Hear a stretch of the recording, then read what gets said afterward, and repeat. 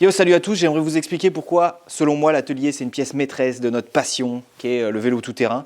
C'est là où on peut maximiser les chances que ça se passe bien sur le terrain. Si tu as un vélo nickel, tu ne devrais pas avoir de problème. Mais en fait, tu peux déjà kiffer rien que d'être ici et de passer du temps sur ton bike. Mais pour ça, ça nécessite d'être bien équipé. C'est pour ça que j'ai décidé d'upgrader mon atelier. Je vous le présente maintenant. Et je vous fais un petit tour. C'est parti.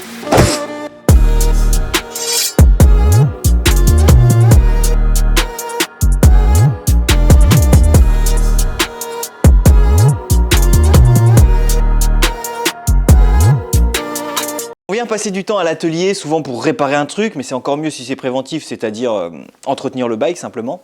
Moi, j'y passe beaucoup de temps et c'est pas un problème parce que c'est vraiment pour moi une pause. Genre, c'est une méditation en pleine conscience. Je viens ici, il n'y a plus de notion d'heure. Je démonte chaque vis les unes après les autres. Je les nettoie, je les regraisse. Je nettoie mes roulements, je les change. Je vais changer un pneu, je vais faire plein de trucs, tout ce qu'il y a à faire ici.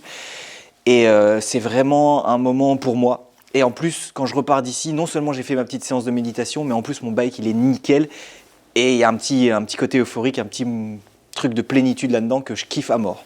Sauf que cet équilibre-là, il est hyper fragile. Genre, tu la connais la vis que tu fais tomber et que tu ne retrouves jamais. Tu as beau rester des heures à genoux par terre, et malgré toutes tes prières, tu ne la retrouves pas. Tu sais ce moment où une fois tu es venu simplement vérifier quelques serrages et tu ne sais pas pourquoi tu as pété une vis, que tu as essayé de réparer un truc, tu n'avais pas le bon outil, tu le sais très bien, mais soit cet outil coûte trop cher, soit tu avais la flemme de le commander parce que c'est un peu long. Alors tu essaies de réparer et tu pètes tout, tu vrayes tout, enfin ça m'est arrivé des tonnes de fois, il y a plein d'histoires à raconter. Et pour pouvoir optimiser ces moments de méditation quelque part et que ce soit vraiment que du kiff, il faut vraiment être bien équipé. Et c'est pour ça que j'ai fait tout ça. Et pour commencer là-dessus, moi ce que j'ai fait, je l'ai conçu sur un petit logiciel 3D, histoire de visualiser un peu tout ce qu'il me fallait et de tomber juste dès le premier coup. Et ça a fonctionné puisque j'ai commandé le bois qu'il me fallait. Et avec mon père, on a été super vite en fait pour faire toute la structure parce que tous les plans étaient faits et ça a fonctionné nickel. Et après, on a mis un peu plus de temps pour finaliser, pour les petits trucs que j'avais pas forcément prévus pour ajouter, etc. Mais en gros, on est allé super vite. Donc je conseille vraiment de concevoir le truc au maximum, au moins sur papier, avant de se lancer dans quoi que ce soit. Donc je voulais surtout de la bonne lumière, je voulais des prises, je voulais une rallonge facile d'accès, je voulais un flexible pour mon compresseur, pour pouvoir souffler tout et n'importe quoi. C'est froid. Du coup, on a un rack pour des pneus, des queues-corps, des roues. La rallonge là, qui peut me permettre d'emmener la Dremel ou un thermique pour enlever les autocollants. Un étau avec des morts en alu, super important. On va retrouver des petites boîtes là dans lesquelles je range des trucs par thème, donc roues, freins, transmission et autres. C'est important d'avoir toujours un truc autre parce qu'il y a toujours des trucs, tu sais jamais où les mettre. Des boîtes aussi avec, que j'emmène sur les courses quand je vais loin ou des choses comme ça. Avec des pièces pour le moteur, pour la cinématique, des choses comme ça. Mon kit de nettoyage, mes chargeurs. Ça, je ne l'emmène pas, c'est ici, c'est un peu mes réserves. Par exemple, si on regarde ici, là, ce qui concerne cinématique et direction, j'ai mon petit rack à truc de direction, jeu de direction. J'ai aussi mes outils pour démonter des roulements, des choses comme ça. Donc voilà, ça c'est des trucs que je mets pas dans ma caisse à outils parce que c'est vraiment des choses que je fais ici. Normalement, je pense pas avoir besoin de faire ça le jour d'une course. Si on regarde l'élément crucial de mon atelier, c'est ma caisse à outils forcément. J'ai acheté toutes les clés Facom hexagonales, clés Allen ou clés 6 pans. Tout le monde appelle ça différemment, mais c'est la même chose. J'ai plein d'outils que je me suis acheté au fur et à mesure. Ça, c'est les premières choses que j'ai achetées. Parce que la première fois que j'ai eu un vélo, j'ai essayé de démonter un pneu avec des démontes de pneus de moto. Ça marche pas du tout.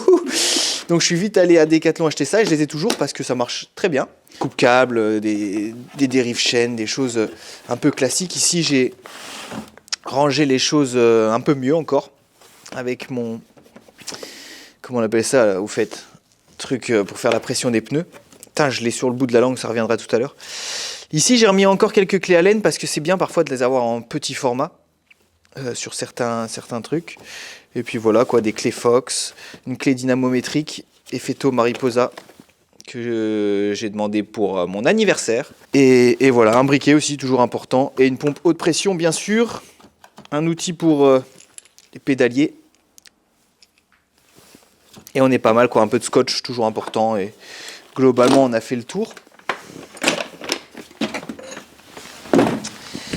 D'ailleurs, les outils, en général, quand je bricole, comme je veux avoir le moins de choses possible sur ma surface de travail, l'idée c'est que ce soit très épuré. Je les mets là. Et au moins je sais où je les ai mis, quoi. Parce que souvent tu es là, tu cherches tes outils, s'il y a un bordel, c'est pas possible. Donc les outils, je les mets là, ceux qui sont en cours d'utilisation. Et ici, on va retrouver des petits outils que j'emmène pas dans ma caisse à outils parce que c'est beaucoup trop spécifique. Celui qui est le plus intéressant, c'est celui-là. Ça, c'est un coupe-tube qui permet de couper les guidons et les tubes de direction. C'est vachement pratique, ça coupe droit et ça évite de sortir la scie à métaux qui est beaucoup plus compliquée à manier. Donc c'est vraiment pas mal.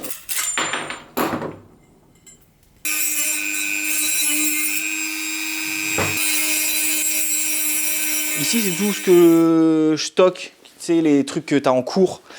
Mais que tu attends, par exemple, je sais commander une pièce et j'attends, bah voilà, je vais tout stocker ici, histoire de rien laisser là. Et ça, c'est une caisse maîtresse.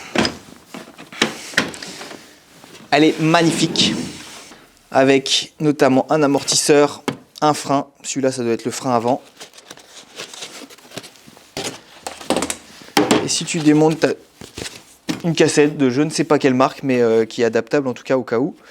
Un disque avant et un frein arrière. On est pas mal. Alors les boîtes là que j'utilise, ça s'appelle des L-Box. L-Box, c'est vraiment pratique. Enfin en tout cas c'est industriel, tu peux monter dessus et tout. Donc j'espère que ça va durer dans le temps. Ça coûte super cher mais il faut en acheter au fur et à mesure. Ça te permet de faire ces jolies choses. Où j'ai tout rangé par thème. Hein. Ici, tu as des plaquettes, Brake Authority, tout ce qui concerne les suspensions avec des spacers pour mes suspensions Fox, des vis de frein, des cales auto neuves, valves, tous les roulements de cinématique que j'ai d'avance et donc que je change 2 fois à l'année, histoire d'être vraiment nickel.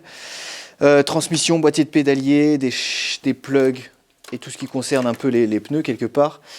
Ça, j'ai appelé ça Race Items parce que c'est ma chambre à air de course. Qu'est-ce qu'on va avoir dedans? On va avoir un peu de wax pour la chaîne si jamais on repasse pas au paddock. Et le truc pour pouvoir regonfler ses pneus, là, j'ai plus le nom en tête. Ensuite, on va avoir jeu de direction, tout ce qui concerne le poste de pilotage avec aussi des embouts de guidon, tout ça, c'est obligatoire pour les courses. Liquide de frein, de quoi faire une purge. Et voilà. Globalement, la caisse la plus jolie de tout ça. Un peu moins jolie, mais tout aussi important. Ici, on va retrouver des riselants, un dérailleur, des pédales, un pédalier, des protège-mains et des poignées. Protège-mains que j'utilise occasionnellement, mais du coup, j'aime bien les avoir avec moi au cas où, en fonction du terrain.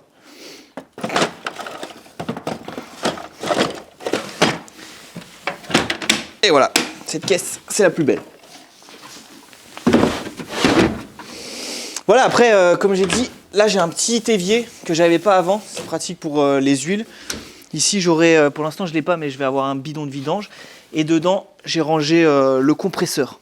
Ce qui fait que j'ai isolé un petit peu. Histoire que quand il s'allume, ça fasse pas trop de bruit. En tout cas, on a gagné pas mal de décibels par rapport à avant. Et ce flexible, donc super pratique. Maintenant, je fais plus jamais. Je prends tout de suite ça et je fais genre. Assez pratique. La photo de mes parents. Ils sont pas morts. Mais quand ils m'avaient offert mon premier établi, ils avaient collé ces photos-là dessus. Donc c'est un peu la bizarrerie du truc. C'est assez marrant. Je l'ai conservé. Ça, pour rayonner ou réviser mes roues. Et puis un peu de stock de pneus. En haut aussi, on a toutes les boîtes, du préventif, du liquide de frein et encore un rack pour des roues. Et on est pas mal. On a fait le tour. Tout ça pour que ce petit vélo biche au maximum. Et quand tu es équipé comme ça, tu kiffes. Hein. Tu kiffes venir ici, tu kiffes bricoler. C'est top. Voilà, vous savez tout. Vous savez pourquoi mon vélo est meilleur que le vôtre. ou pas, ça dépend si ma séance de méditation a abouti ou si je suis encore en train de chercher ma vis sous l'établi. Si vous avez des trucs que vous pensez qu'il me manque, n'hésitez pas à me le dire. Moi, je suis preneur de toutes ces idées-là. Et je vous dis à plus. Ciao!